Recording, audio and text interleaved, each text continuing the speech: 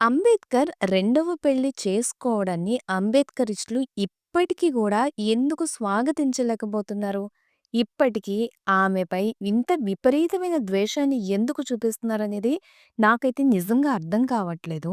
అంబేద్కర్ గారి love story గురించి video చేసిన తర్వాత, ఆ వీడియోకొచ్చిన కామెంట్స్ చూస్తే నాకు నిజంగా చాలా ఆశ్చర్యంగా అనిపించింది. అందులోనూ ఒక పర్టిక్యులర్ కామెంట్ అయితే నా ఫోకస్ అంతా గ్రాబ్ చేసిందనమాట. ఒక్కసారి వీడియో పాజ్ చేసి చదవడానికి ట్రై చేయండి. He gave life to her because she is aged 39 years and she is very rude person and short temper.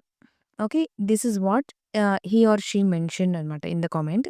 Ambedkar గారి జీవితంలో అంబేద్కర్ గారు స్వాగతించిన ఒక స్త్రీ గురించి ఈ రకంగా మాట్లాడడం ఒక అంబేద్కరిస్టులకే చెల్లుతుందేమో మరి నాకు తెలీదు.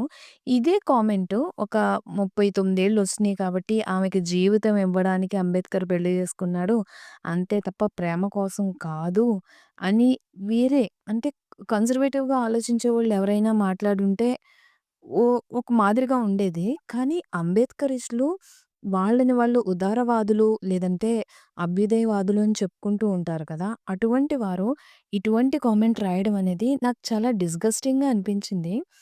ముందైతే అంబేద్కరిస్టుల మీద కొంచెం కాకపోతే కొంచెం అన్న రెస్పెక్ట్ ఉండేది. ఈ కామెంట్ చూసాక ఇంకో 10 పాయింట్స్ తగ్గిందనమాట. అసలు కామెంట్ ఎంత దారుణంగా ఉంది చూడండి.